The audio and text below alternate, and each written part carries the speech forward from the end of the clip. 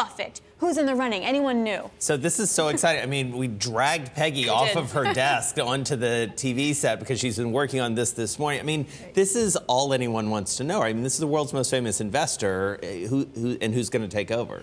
Well, our bet is Greg Abel, who's been running Berkshire's massive energy operation.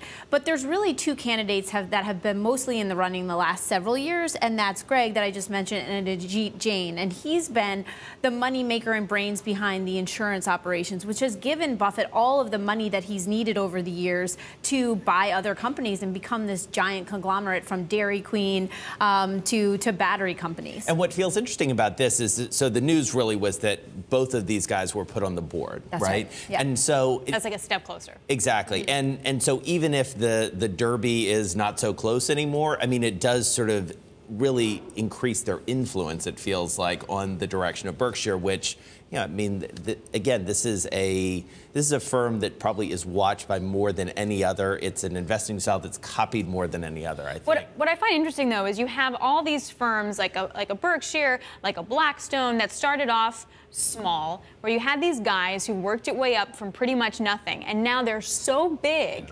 And at this time, you have to think about succession. It's like, what does it wind up turning into? I mean, at what point are you too big and you just can't make the changes, and it becomes like a Well, it's a really interesting point. Instead, it's a really interesting point. And, one of the things that several of the private equity guys have said to me over the years, and you've talked to them as well, Peggy, is this idea of succession is hard in part because these are so much built in the mold in sort of the mold and personality of their founders. And also, I believe it was David Rubenstein who said this to me. He said, so, these guys working for me, they've worked for me. Like, I started this by myself. And so there are two very different mentalities, I think, between being an entrepreneur and starting your own thing and sort of running something that somebody else created.